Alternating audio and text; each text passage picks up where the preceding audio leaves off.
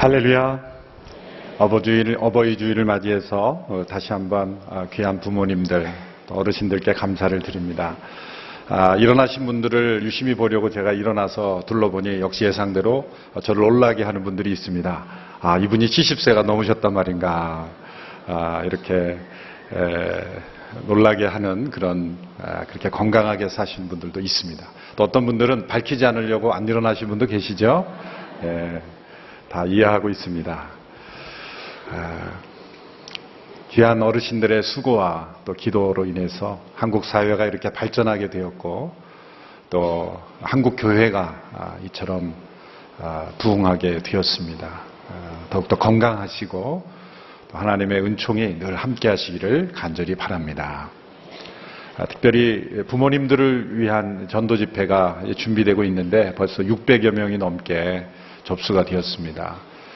그래서 가을에 다시 한번 해야 되지 않을까. 접수 못한 분들이 많아서 그처럼 우리 부모님의 마지막 인생의 여정에 드릴 수 있는 최고의 선물은 바로 하나님께서 우리에게 그리스도 안에서 예비하신 영원한 생명이기 때문에 그 선물을 전해드리는 이번 5월 한 달이 간절히 되기를 원합니다. 이제 돌아오는 목요일, 수요일 목요일 러브 소나타가 오키나와에서 열립니다. 닉 부이치치가 또 말씀을 전하고 제가 그 다음날 전하게 됐는데 벌써 2,600명, 2,400명 이렇게 많이 접수가 됐습니다. 오키나와가 사실 일본 개신교 선교를 150주년을 몇 년 전에 했습니다만 이미 오키나와에 제일 먼저 복음이 들어왔죠. 그래서 본토에서는 오키나와가 다른 왕국이었기 때문에 인정을 좀 안 하는 것 같습니다만 복음이 제일 먼저 실제적으로는 들어왔던 지역입니다.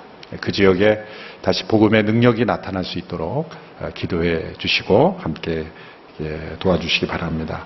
오늘은 비전 헌금을 함께 드립니다. 군 선교와 장애우 우리 사역을 위해서 함께 설교 후에 드리게 됩니다. 기도하겠습니다. 하나님 아버지, 오늘도 하나님을 예배하는 자리로 나왔습니다. 무엇보다도 우리의 마음이 주를 예배하는 찬양과 경배와 감사로 순종하는 마음으로 가득하게 하여 주옵소서. 우리의 어두워진 마음과 막힌 귀를 열어주시고 하나님의 생생한 말씀을, 기록된 말씀을 통하여 듣게 하여 주옵소서. 하나님과 더욱 가까워지는 시간이 되게 하시고 그리스도 안에서 우리에게 허락하신 하늘의 신령한 복들을 깨닫고 체험하는 귀한 시간이 될 수 있도록 역사하여 주옵소서. 예수님의 이름으로 기도하옵나이다. 아멘. 사람들의 마음을 사로잡고 있는 큰 두려움 중에 하나는 소외받는 것입니다. 소외받는 것. 여러분 소외받아 보신 적이 있습니까? 그 소외받는 것은 외로움보다 훨씬 더 무서운 것입니다. 외로움이란 의도적인 것이 아닐 때가 많습니다.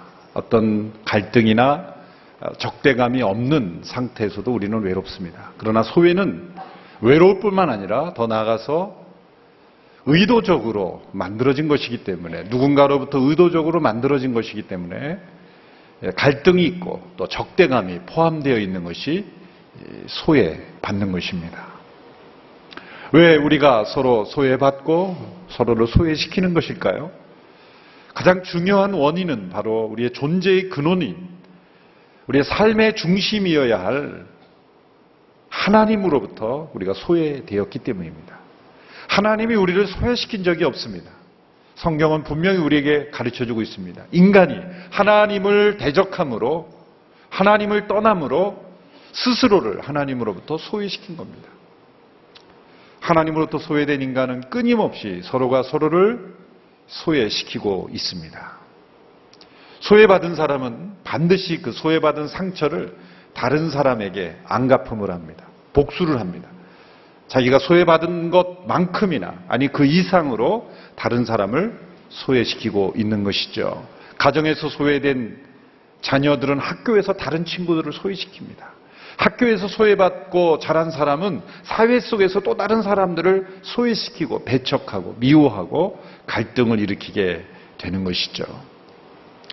죄의 가장 무서운 모습이 바로 하나님과 인간 사이가 소외되어 있고 인간과 인간 서로가 소외시키는 것입니다. 오늘 본문은 우리 가운데에 있는 이 무서운 소외가 이제 그리스도 안에서 그리스도의 피로 이제 서로 화평하게 되었고 화목하게 되었고 하나 되는 놀라운 변화가 우리 가운데 일어났다는 것을 우리에게 말씀해 주고 있습니다. 오늘 본문 2장 13절의 말씀을 우리 같이 한 목소리로 함께 읽겠습니다. 시작. 그러나 그때는 하나님에게서 멀리 떨어져 있던 여러분이 이제는 그리스도 예수 안에서 그리스도의 피로 가까워졌습니다.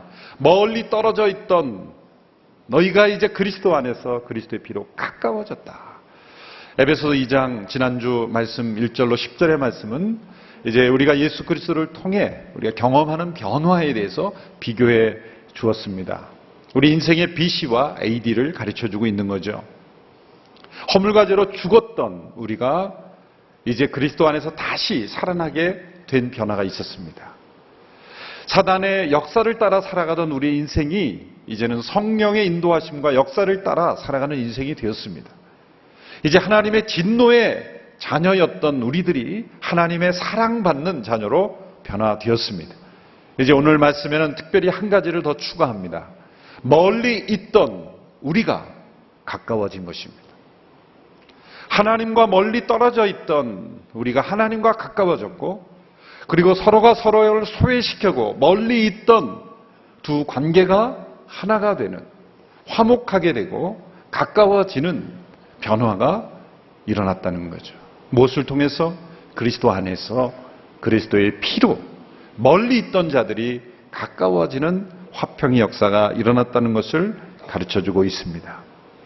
첫째는 하나님으로부터 소외된 자들이 하나님과 가까워져 하나님과 멀리 떨어져 있던 자들이 하나님과 가까워지고 하나님과 화평을 누리게 되었다는 점입니다.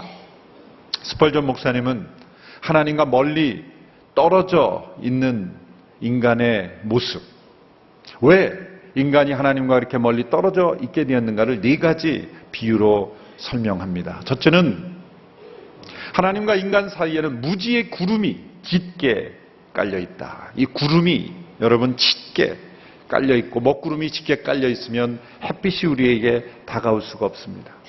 빛이신 그 하나님의 그 풍성하신 찬란한 빛이 우리에게 다가오지 않는 거죠. 사랑의 빛, 은총의 빛이 우리에게 다가오지 않는 거죠. 하나님과 우리 사이에 이 짙은 먹구름이 깔려 있다는 거예요. 하나님과 멀리 떨어져 있게 되었다는 거죠.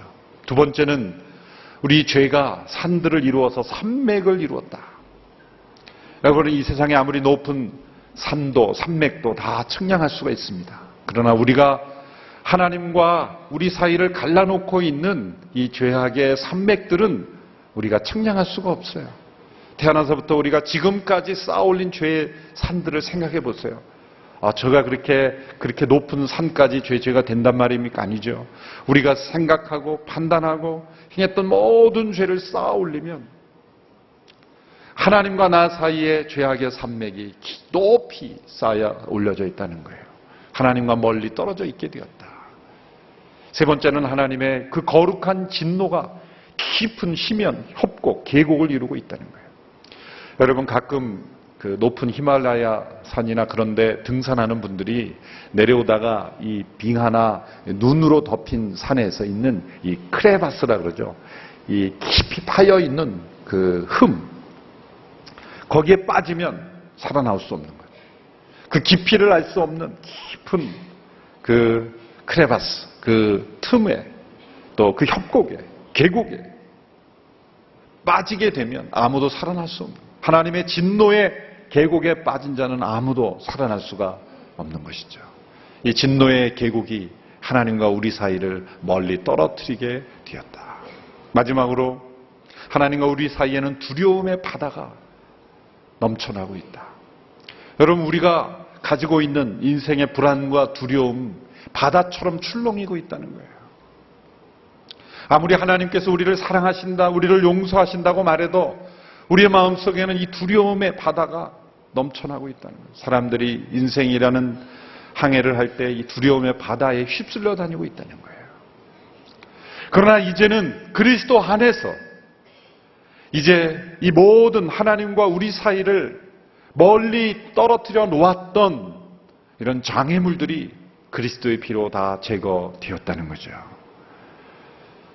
하나님과 우리 사이를 갈라놓았던 모든 구름들이, 짙은 목구름들이 다 개이게 되고, 높았던 산들이 다 부서지고 녹아내리고, 그리고 그 깊은 진노의 계곡들이 다 메워지고, 그리고 두려움의 바다가 다 잔잔해지고 하나님과 나 사이에 화평을 이루게 되었다.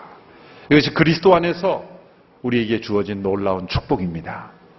여러분 우리와 하나님 사이에 있었던 짙은 먹구름이 밝게 개이게 되기를 축원합니다. 우리의 죄악의 산맥들이 다 그리스도의 피로 녹아져 내리기를 축원합니다. 그리고 깊은 계곡들, 우리가 절대 빠져서는 안 되는 계곡들이 다 그리스도의 보혈로 덮어짐으로 우리가 안전하게 살아갈 수 있게 되기를 바랍니다. 그리고 우리의 인생의 모든 두려움의 파도가 다 잔잔해지고 잔잔한 호수처럼 우리 인생에 참된 하나님과의 평화가 있게 되기를 축원합니다. 멀리 있던 우리들이 하나님과 가까워지는 은혜, 이 축복을 받았습니다. 그런데 거기에서 그치지 않습니다. 우리가 하나님과만 멀리 떨어진 것이 아니라 우리가 하나님과 멀리 떨어져 있는 그 순간 우리는 서로가 서로를 멀리 떨어져 있게 되었다는 거예요.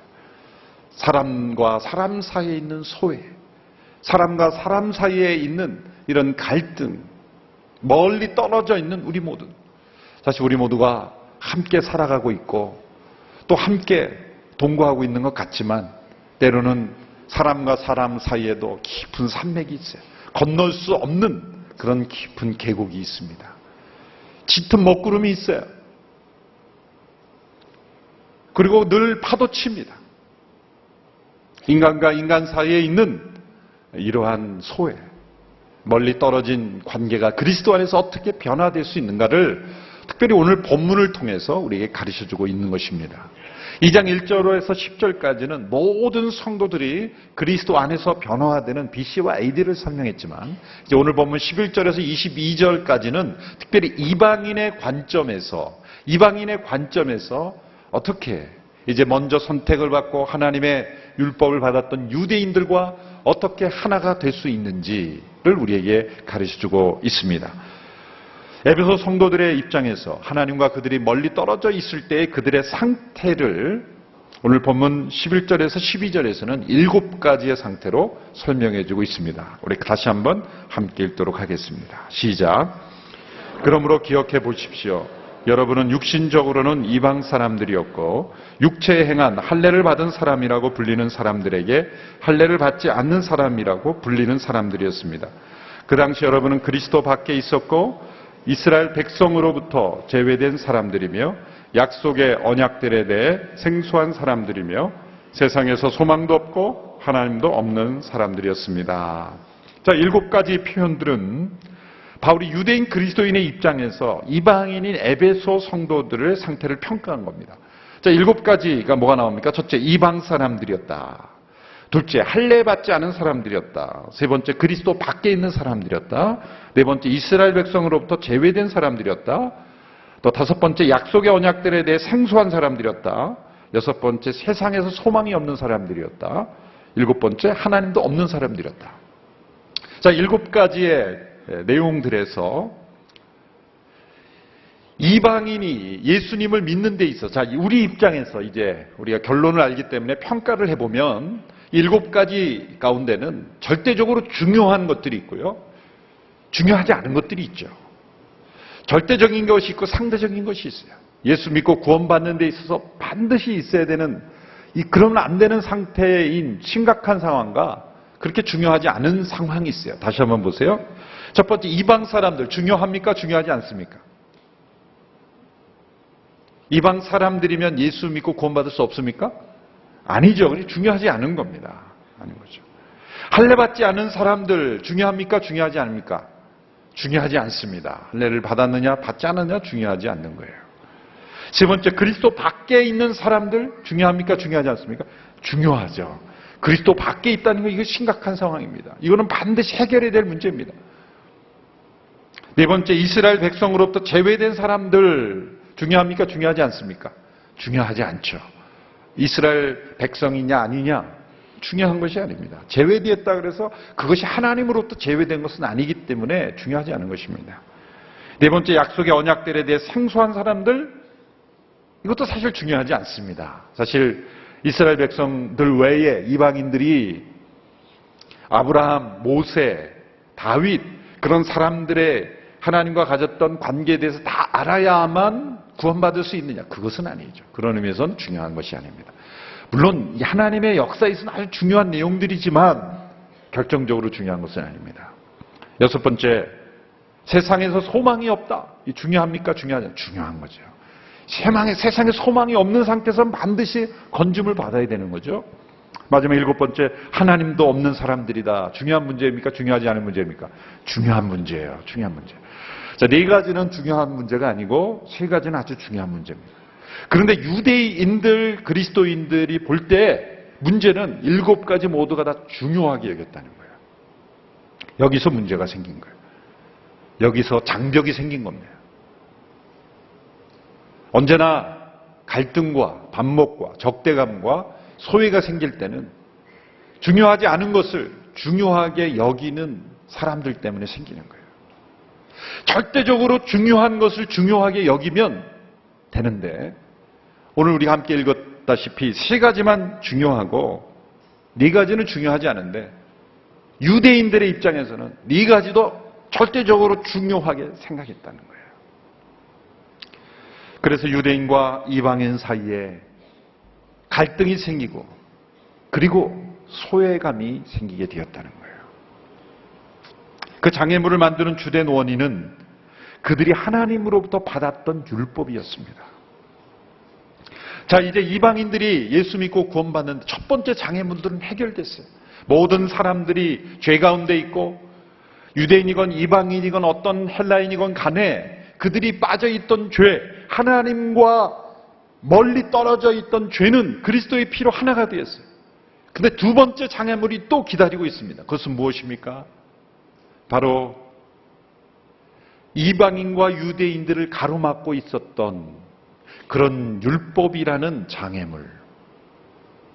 하나님이 만든 장애물이 아니라 사람들이 만들었던 장애물. 하나님이 율법을 장애물로 만드신 것이 아니에요. 먼저 그 율법을 받았던 유대인들이 나중에 예수 그리스도를 믿는 다른 민족, 인종, 이방인들에게 있어서 장애물로 들이댔다는 것이 문제라는 거예요. 오늘 본문에서는 바로 그 문제를 아주 심각하게 다루고 있다는 것이죠. 왜 그러냐면 오늘 이 시대에 우리가 느끼는 장애물은 아니지만 그 당시에 에베소 성도들이 느끼고 있었던, 문제가 되고 있었던 장애물이기 때문에 이 편지에서 심각하게 다루고 있는 것입니다. 오늘 본문 14절에서 16절의 말씀을 우리 같이 읽겠습니다. 시작. 그리스도는 우리의 화평이시니 자기의 육체로 둘을 하나로 만드신 분입니다. 그분은 중간에 막힌 담, 곧 원수된 것을 헐어내셨고 조문으로 된 계명의 율법을 폐하셨습니다. 이는 그리스도가 그분 안에서 이 둘로 한 세 사람을 창조해 화평을 이루게 하시고 십자가를 통해 이 둘을 한 몸으로 하나님과 화목하게 하셔서 자기 안에서 원수된 것을 없애버리시기 위한 것입니다. 원수된 것을 헐어버리셨다. 바로 율법을 폐하셨다는 겁니다. 율법이 원수라는 것이 아닙니다. 율법은 분명히 하나님께서 이스라엘 백성에게 주신 선하신 뜻이요, 하나님의 계시요, 하나님의 선물이요, 인간을 구원하신 하나님의 방식의 일부였습니다. 그런데 이제 예수님이 오셨어요. 율법의 모든 요구를 이루셨습니다. 구약에 있던 율법의 모든 의식법, 제사법, 제도, 모든 것이 다 장차 오실 예수님을 상징하는 것이었습니다. 미리 보여주는 것이었습니다. 그림자에 불과한 것이었습니다. 이제 실체가 왔습니다. 본질이 왔습니다. 예언된 분이 오셨습니다. 그러므로 이제 이스라엘 백성들이 의지하던 율법은 내려놓아도 되는 것입니다. 근데 문제는 이스라엘 백성들의 율법은 종교 이상이었습니다. 신앙 이상의 수준이 되어버렸어요. 그게 문화라는 겁니다. 여러분, 무엇이든지 문화가 되면 벗어나기가 힘들어요. 어느 시대에 어떤 사람들이거든 간에 그 시대의 문화를 벗어난다는 것은 거의 불가능에 가까운 겁니다. 이스라엘 백성들의 율법은 문화가 되어버렸어요. 생활의 일부가 되었어요. 우리 몸의 일부처럼 되어버렸어요. 인식하지 못하는 수준에 이르렀어요. 우리가 내가 속한 문화와 나 자신을 분리시키지 못하면 굉장히 심각한 오류에 빠지게 되는 거예요. 모든 종류의 싸움은 사실 문화와 문화와의 충돌입니다. 문화와 문화의 충돌이에요. 여러분, 신약 성경을 읽어보면 초대교회에 있었던 가장 큰 문제는 사실은 교리적인 문제인 것 같지만 이 문화적 충돌이었어요. 율법을 중심으로 한 이 유대인들의 그리스도인들의 문화가 이방인들이 예수 믿게 될 때 받아들이지 못한 거예요. 그들의 율법에 익숙한 문화를 그들에게도 강요한 거예요. 할례를 받아야 된다라고 주장한 것입니다. 율법의 이런 조항들을 지키지 않으면 우리는 결코 신앙생활을 함께 할 수 없다라고 받아들이지 않은 겁니다. 장벽을 친 겁니다. 심지어 하나님께서 베드로에게 환상 가운데 나타나셔야만 할 정도였어요. 베드로도 유대인으로서 율법이 문화가 돼서 그의 세계관과 의식을 사로잡고 있었거든요. 이방인들도 율법을 지켜야 된다는 의식이 가득 찼거든요. 그래서 어느 날 하나님이 베드로에게 환상을 보여주죠.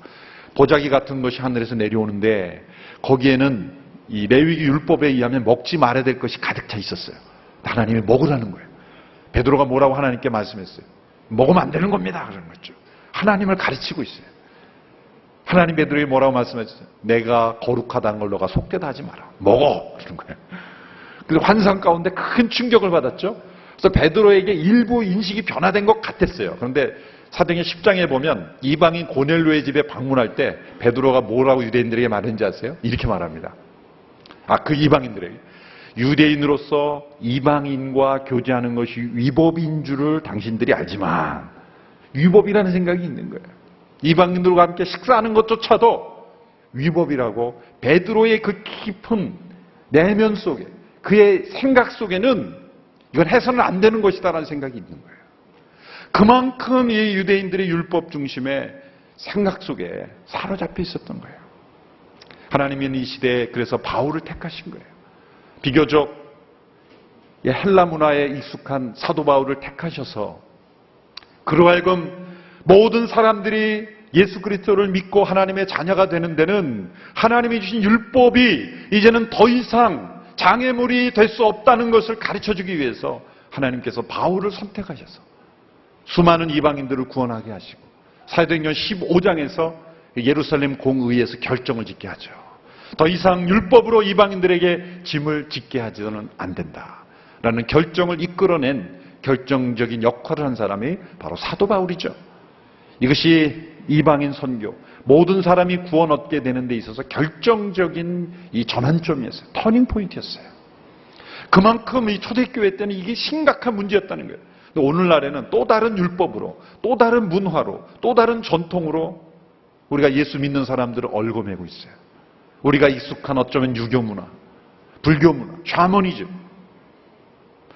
이스라엘 백성들에게는 율법이었지만 오늘 이 시대에는 우리가 자라온 문화의 복음을 받아들이지 않고 복음과 문화를 믹스시켜서 혼합시켜서 사람들에게 강요하고 있지는 않은가라고 우리는 생각해 보아야 하는 것이죠. 당시에 유대인들이 이방인을 얼마나 멸시했는지는 이 성전에 들어가 보면 알 수 있었습니다. 성전에는 성소와 지성소가 있을 뿐만 아니라 하나님께서 의도하지 않은 그런 방법으로 이방인들을 멸시했죠. 이방인의 뜰을 만들었죠. 거기까지는 성전에 들어올 수 있지만 그 이상은 들어오지 못하는 이방인의 뜰을 에다가 거기다가 간판을 만들어놨죠. 이스탄불 박물관에 전시되어 있는 한 성전에 있던 경고문이 발견이 되어 있는데요. 19세기에 발견했는데 이렇게 기록되어 있다고 합니다. 어떤 외국인도 성전 주위의 장벽과 경내에 들어올 수 없다. 누구든지 그렇게 하다가 잡혀 사형을 당하면 그것은 오로지 자신의 잘못이다. 그러니까 거기를 넘어오면은 사형이라는 거예요. 그건 당신 책임이라는 거예요. 얼마나 무서운 종교입니까? 하나님이 의도하지 않은 장벽입니까? 그리스도 안에서 이제 성소의 휘장이 찢어짐으로 말미암아 누구든지 이제 지성소로 나올 수 있는 십자가의 역사를 이루셨음에도 불구하고 유대인들은 이방인의 뜰에서 이방인들을 나오지 못하도록, 하나님께 나오지 못하도록 가로막고 있었다는 거예요. 이것이 바로 본문의 배경입니다. 이방인들을 소외시키고 있는 유대인들, 사실은 이방인들을 소외시킨 게 아니라 유대인 스스로 자신을 소외시킨 거예요. 그러니까 유대인들의 이 세계관을 보여주는 거죠. 유대인들에게 있어서는 인류를 두 종류로 이렇게 구분한 거죠. 유대인들과 개들. 이방인들을 개라고 불렀거든요. 개들. 그러니까 인간은 두 종류밖에 없는 거예요. 유대인과 개들. 그래서 이방인들은요, 얼마나 경멸했냐면 이방인 가운데 어느 산모가 지금 만삭이 돼서 막 진통을 하고 있는데도 도와주면 안 된다고 얘기했어요. 왜? 또 다른 이방인들을 낳게 하는 거기 때문에. 그 정도로 심각한 그런 편견을 가지고 있었다는 거죠. 그러면 사실 유대인들만 이런 문제가 있었습니까? 아니죠. 헬라인의 입장에서 보면 헬라인들은 인류를 두 종류로 이렇게 구분했어요. 헬라인과 야만인들. 헬라인들은 스스로 지혜롭다고 여겼죠. 그들은 지혜를 사랑했어요. 그래서 필라소피라는 게, 소피아라는 게 지혜 아닙니까? 지혜를 사랑한다는 거예요. 철학의 근원이 되었던. 그래서 이방인들, 헬라인이 아닌 사람들을 보면 이 사람들은 무식한 사람들이에요. 공부도 안 하는 사람이에요. 지혜가 없는 사람들이에요. 그래서 다 야만인이라고 불렀어요. 헬라인들은 인류를 두 종류로 구분했죠. 헬라인과 야만인들. 많은 사람들이 자기 중심으로 다른 사람을 소외시키며 인류를 그렇게 구분하죠. 군대에 있으면은 군인 외에 모든 사람 뭐라고 부릅니까? 민간인들이라 그러죠. 그래서 군인에게 있어서는 두 종류 인간밖에 없는 거예요. 군인과 민간인. 군인과 민간인. 공부를 아주 잘하는 사람들에게 있어서는 인류는 두 종류의 사람밖에 없죠. 우등생과 열등생. 그렇게 모든 사람들이 사람을 두 종류로 구분하고 있습니다. 사실 교회 안에도 이런 잘못된 소외, 구분 방법이 있죠. 중세시대에 나온 거죠. 사실 평신도라는 단어. 이것은 중세시대에 교권주의가 있을 때 성직자와 평신도를 구분짓는 잘못된 단어입니다. 종교개혁 시대의 만인 제사장 모두가 다 제사장이요, 모두가 다 하나님 앞에 나아갈 수 있다는 것이 종교개혁이 일어났는데 평신도라는 단어가 계속 있다는 건 종교개혁이 아직 덜 됐다는 거예요. 그래서 저는 온누리교회 안에는 평신도라는 단어가 사라져야 된다고 믿습니다. 확신이 없으십니까? 그러면 평신도의 반대말은 특신도입니까? 누가 특신도입니까? 저입니까? 아니요. 저는 특신도 아닙니다. 모두가 성도요. 모두가 제사장이에요. 그게 종교개혁의 원리입니다. 우리는 종교개혁의 그 토대 위에서 세워진 교회입니다. 평신운도라는 단어는 사실 누군가를 소외시키는 단어예요. 사실은 특별한 사역으로 부르심을 받은 사람들이, 우리는 말씀과 사역으로 부르심을 받은 사람들이고 또 다른 사람들은 이 세상 속에 하나님의 의를 이루는 또 다른 직업으로 부르심을 받은 차이일 뿐인데 모두가 다 부르심을 받은 거예요. 그런데 교회 중심적인 사역을 하는 사람들과 그렇지 않은 사람들을 나누는 평신도와 성직자라는 구분. 이것은 유대인들과 이방인을 소외시켰고 헬라인과 야만인을 소외시켰던 그런 구분 방법과 다르지 않은 것입니다. 우리 모두가 성도요, 모두가 제사장입니다.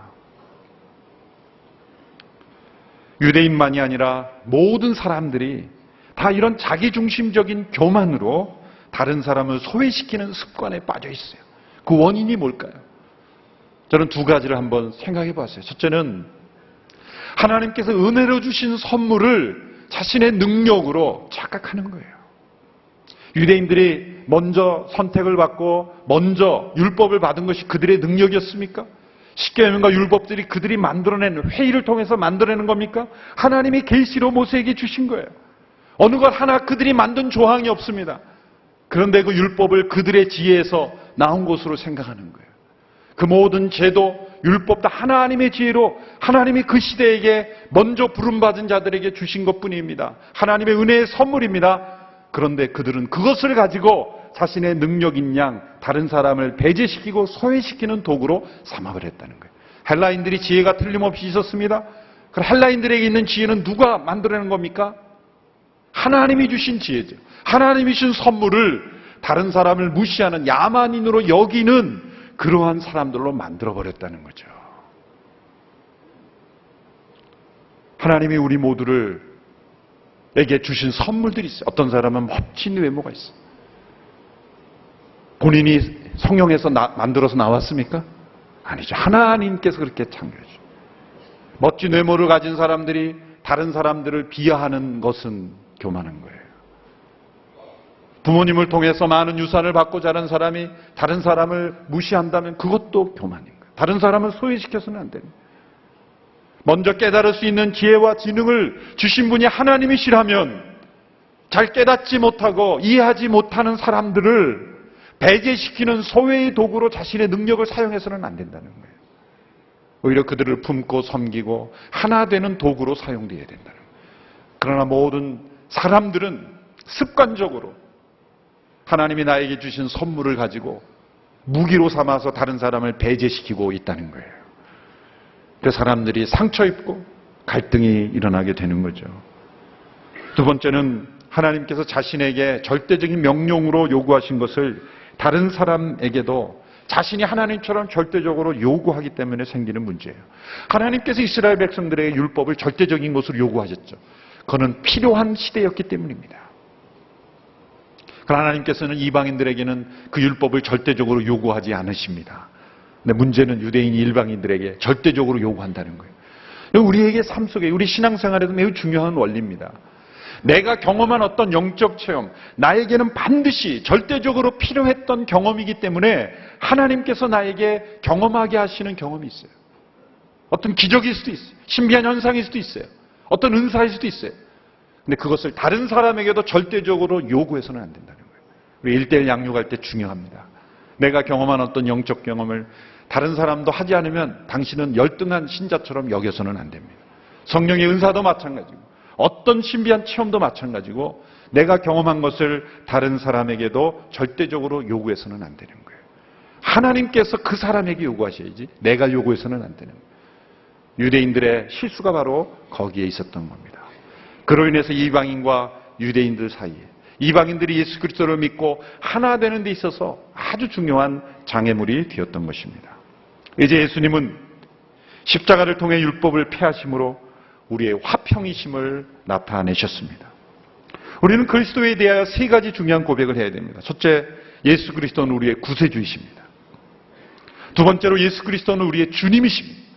세 번째로 예수 그리스도는 우리의 화평이십니다. 세 가지 고백이 있어야 돼요. 우리를 죄에서 구속하신 구세주, 그리고 우리의 인생의 주인이 되시는 주님, 더 나아가서 우리의 모든 관계성에 화평을 이루시는 그리스도의 화평이신 예수 그리스도, 이 고백이 있어야 됩니다.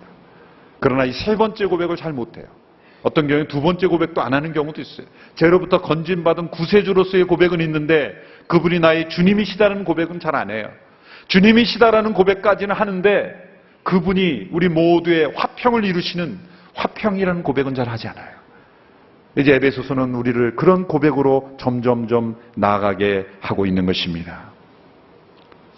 예수님께서 우리의 화평이시라는 고백이 우리의 삶 속에 넘쳐나게 되기를 축원합니다. 그런데 우리의 화평이라고 하시면서 15절 이후에서는 더 발전된 개념을 설명하십니다. 14절에 보시면 그리스도는 우리의 화평이시다라고 하셨죠. 근데 15절에서는 그리스도는 화평을 이루신다라고 말했죠. 17절에서는 화평을 전하신다라고 말했어요. 화평이실 뿐만 아니라 화평을 이루시고 화평을 전하신다. 담이 허물어지는 것, 장벽이 무너지는 것만으로는 부족하지 않다는 거죠. 베를린 장벽이 무너진다 그래서 동독서독이 하나 됐습니까? 그건 아니에요. 적극적으로 화평을 이루는 일, 화평을 전하는 일이 있어야 한다는 거죠. 어떻게 화평을 이루십니까? 이제 그리스도께서 화평을 이루시는 방법으로 이렇게 설명하고 있습니다. 둘로 한 새 사람을 창조하심으로, 둘로 한 새 사람을 창조하심으로 화평을 이루십니다. 이 창조는 무엇입니까? 이 창조한 새 사람은 무엇입니까? 교회입니다. 교회란 그리스도의 피로 하나 된 새 사람입니다. 이 새 사람은 로마서에서 말하는 옛사람과 대제자는 새 사람이 아니에요. 유대인이건 이방인이건 헬라인이건 야만이건 모든 사람들이 새로운 피조물이 되어 하나 되는 새 사람, 바로 교회입니다. 인류는 두 사람밖에 없어요. 아담과 예수 그리스도. 우리는 아담에게 속한 사람에게서 그리스도께 속한 새 사람으로 변화되는 거예요. 이것이 바로 교회의 본질입니다. 하나님의 구원 계획은 우리 모두가 다 새로운 사람으로 하나 되는 것, 하나님의 구원 계획이에요. 1장에서는 만물이 그리스도 안에서 통일되게 하려 하심이라 라고 말씀했죠. 여기까지 나아가야 진정 하나님의 구원이 완성되는 거예요. 이 하나님의 새로운 인류를 19절에서 22절에서는 세 가지로 설명하고 있습니다. 간략하게 말씀드리고 마치겠습니다. 19절로 22절의 말씀을 보십시오.